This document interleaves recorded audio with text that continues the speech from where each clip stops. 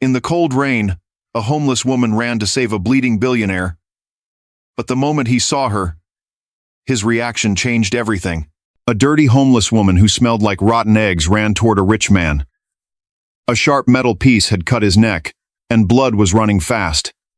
He shouted for her, not to touch him, but she didn't listen. She pressed on his wound and stopped the bleeding.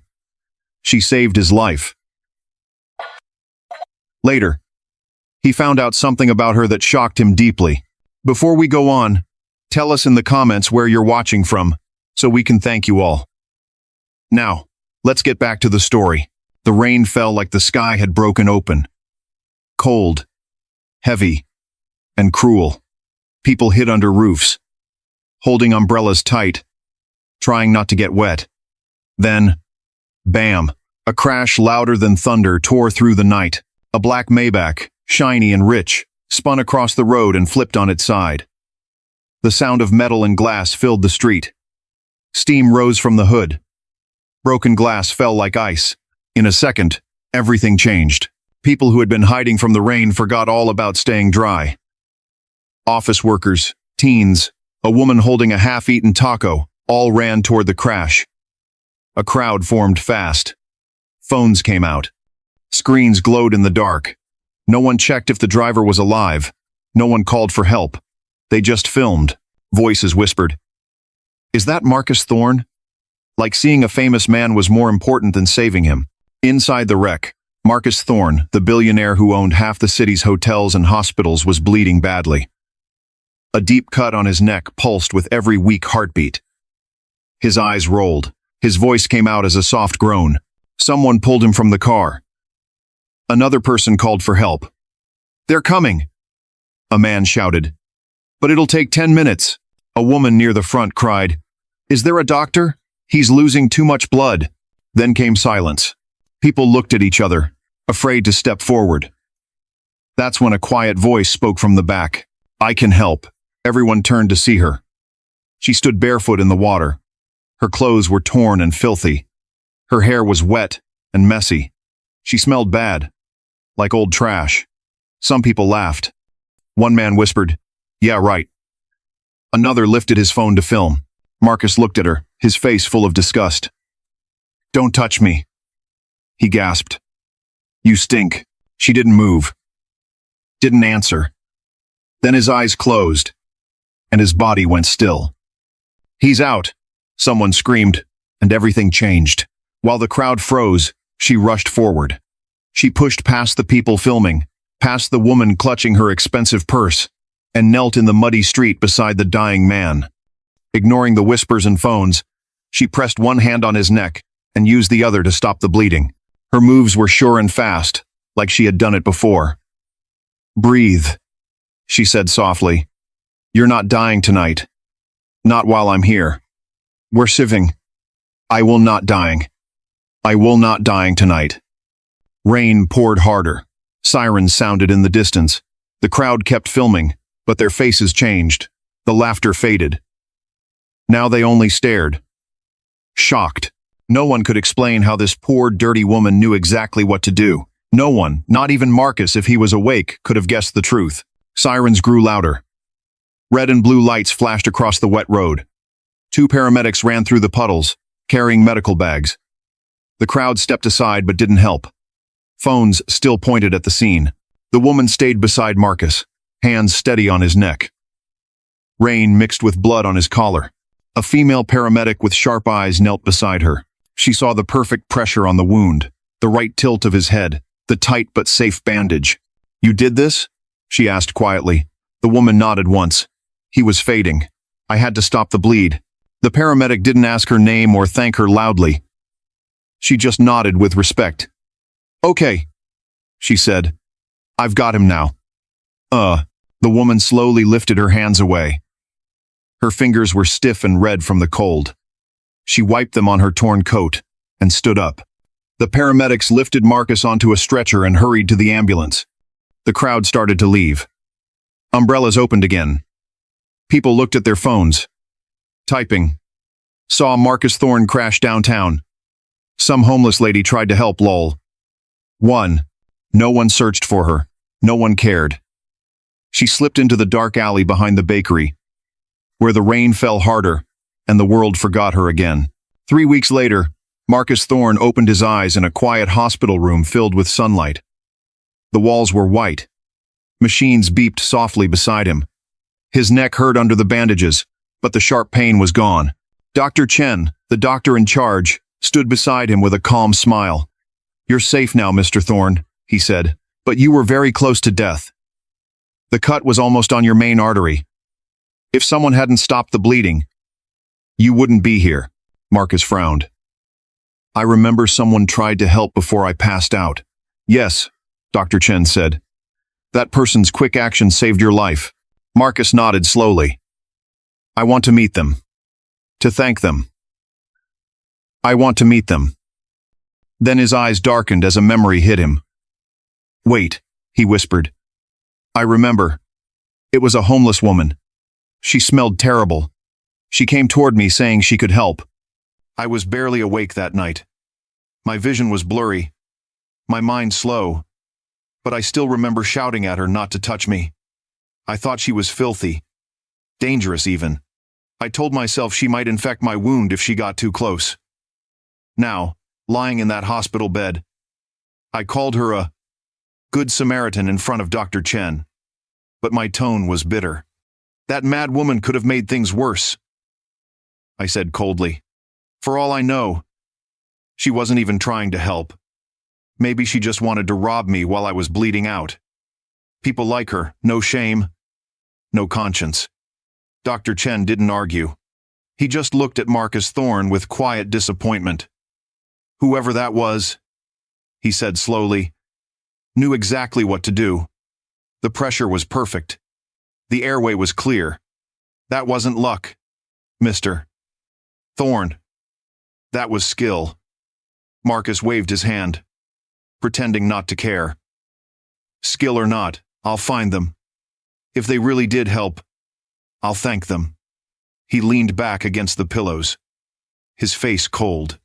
Tell your staff to find out who treated me at the scene, name, description, everything.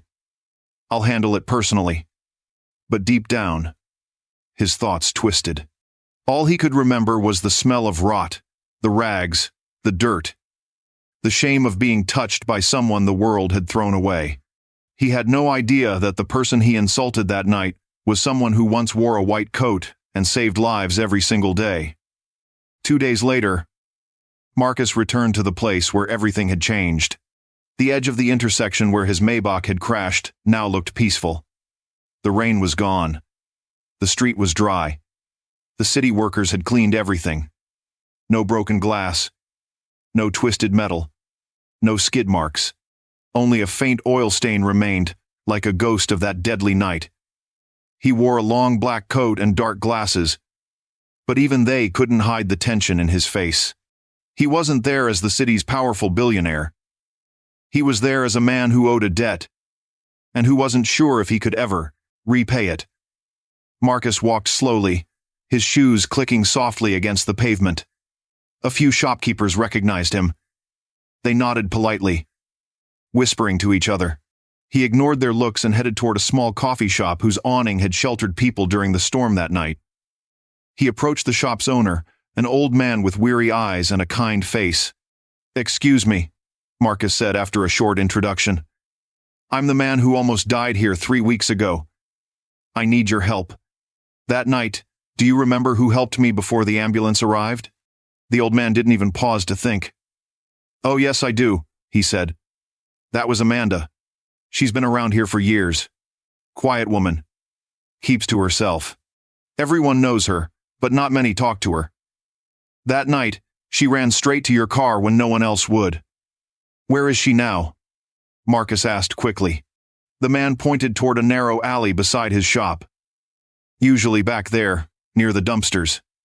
Sometimes she sleeps under the loading dock when it gets cold." Marcus nodded and thanked him. Then he turned and walked toward the alley. The smell hit him before he even reached the corner: old food, damp cardboard, wet concrete. The air was heavy with decay and loneliness. And there she was. Amanda crouched beside a dented trash bin, carefully unwrapping half a sandwich from a paper bag. Her movements were slow, gentle, almost respectful. Like every bite mattered. Her clothes were still torn, her hair was messy. But now, in the sunlight, Marcus noticed something new. Her eyes. They weren't dull or lost. They were sharp, alert, full of quiet strength. He took a slow step forward. Amanda. She froze, startled. When she looked up and saw who it was, her body stiffened. She didn't run, but her guard was high. "I'm Marcus Thorne," he said quietly. "You helped me the night of the crash." She looked at him for a long time before answering. Her voice was calm but cold. They told me not to touch you." Marcus's jaw tightened. "I know, and I was wrong." Amanda didn't smile, didn't soften. She just kept staring, her eyes testing whether his apology meant anything. Marcus gestured toward the corner diner nearby, a small place with faded signs and cracked red booths. Without another word, he opened the door and waited. After a long pause, she followed. They sat at a back booth, far from the few customers inside. Marcus ordered 2 coffees. Steam rose from the mugs, filling the air with the smell of warmth and bitterness. He slid 1 cup toward her. She didn't touch it right away. "I came to thank you," he said after a moment. "Doctor, Chen told me I'd be dead if not for what you did that night." Amanda looked up slowly, her eyes filled with quiet sarcasm. "Funny," she said. "You thought I was too dirty to touch you, but I was clean enough to save your life?" "I was wrong," Marcus said softly. "I judged you. But I still don't understand, how did you know what to do? That kind of first aid isn't something you just learn on the street." Amanda wrapped her hands around the mug, drawing warmth into her cold fingers. Her voice dropped low. "I didn't learn it on the street," she said. "I used to be a doctor." Marcus blinked. "A doctor?" She nodded. "A trauma surgeon. St. Peter's Hospital. 5 years ago, I was about to become head of medicine, the first woman ever in that position." Marcus's breath caught. St. Peter's. His hospital. The pride of his entire network. "What happened?" he asked, his tone careful but uneasy. Amanda looked out the window. Her eyes followed the passing cars, the people walking by the same city that had forgotten her name. "Andrew Vance happened," she said quietly.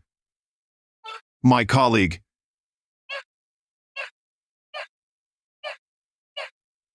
"He couldn't stand reporting to a woman, so he framed me, switched a patient's medication.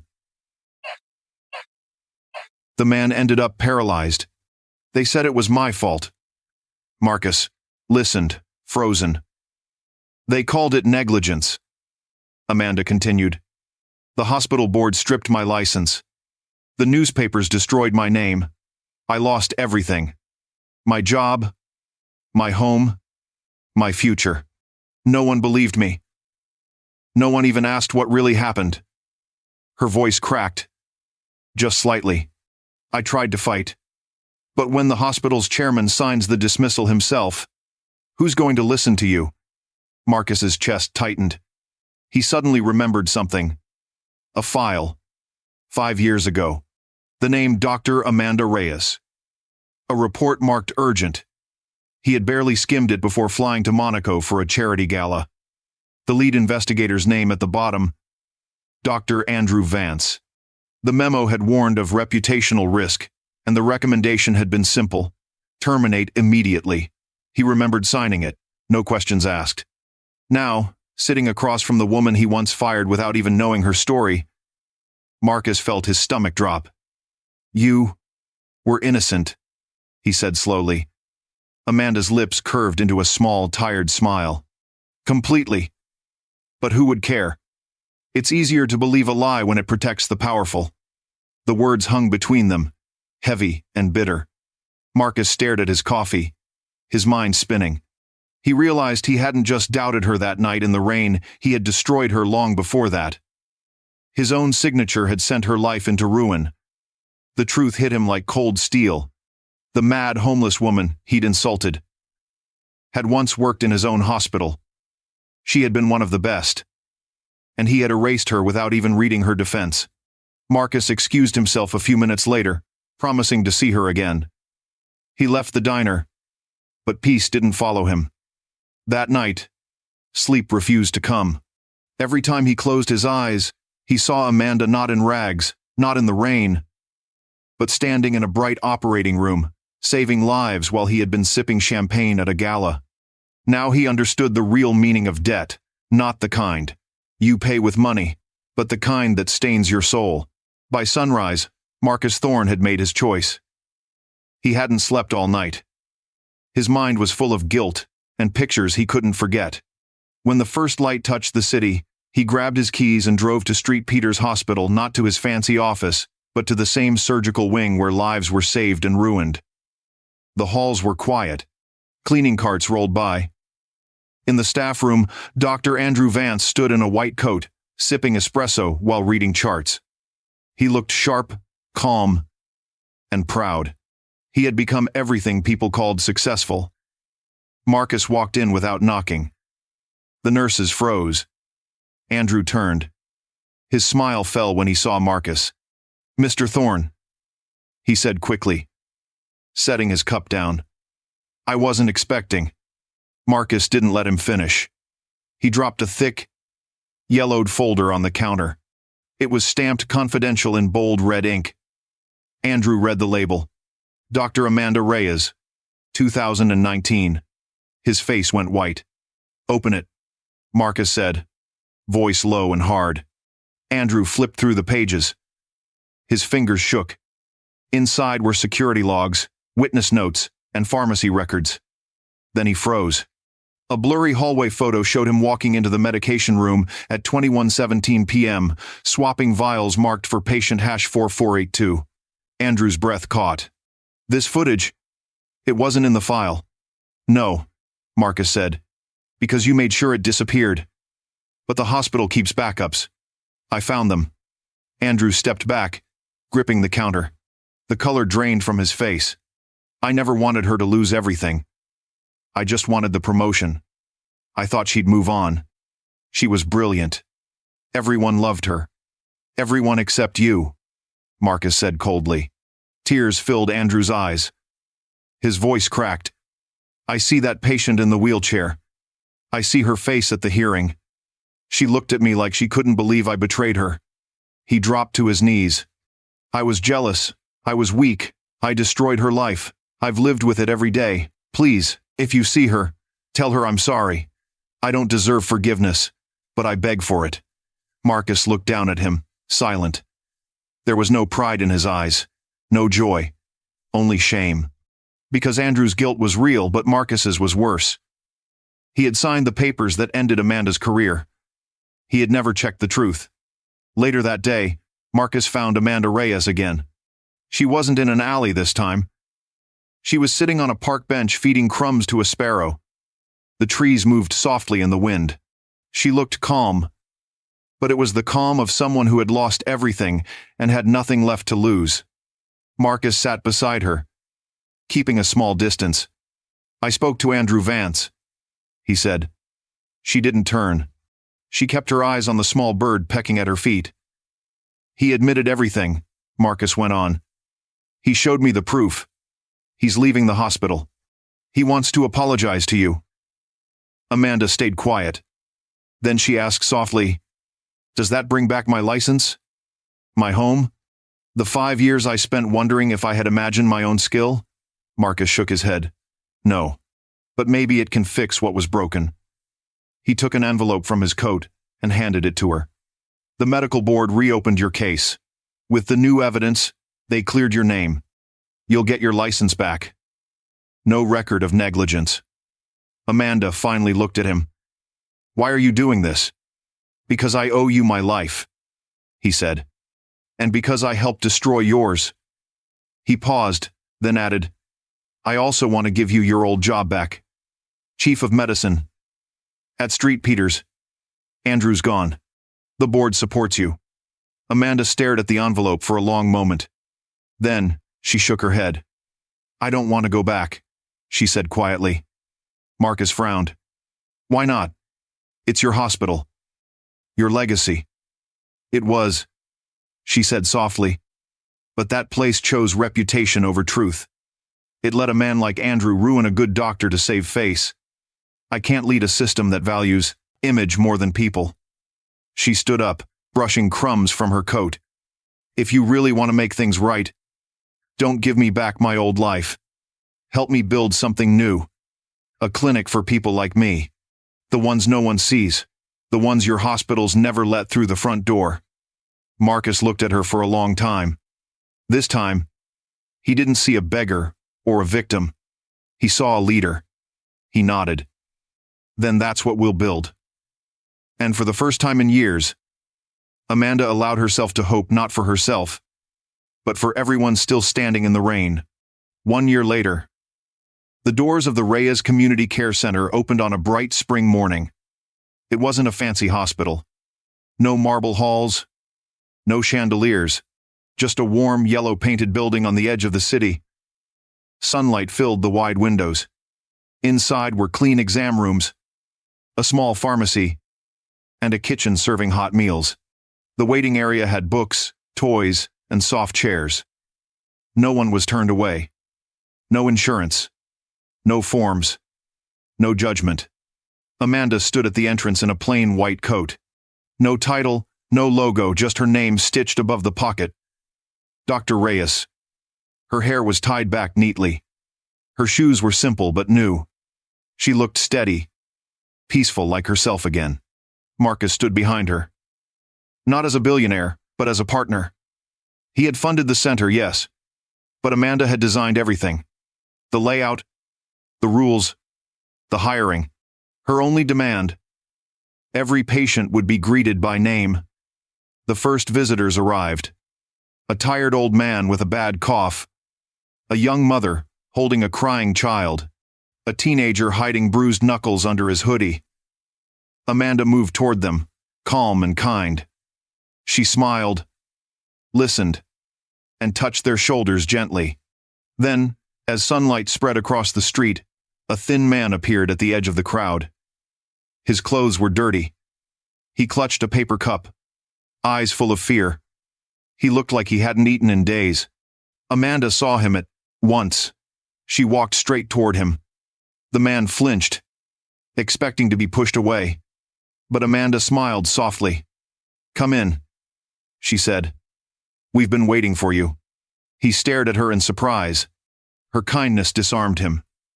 She guided him inside, speaking quietly so only he could hear. Marcus watched from the doorway. The light framed her, like a promise. She wasn't just the woman who had saved him, she was someone who had rebuilt herself from the ashes.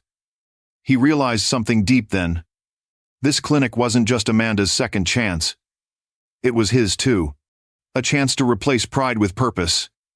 To see people, not status. To build a world where kindness mattered more than power. Amanda turned and met his eyes. She smiled. A small, real smile.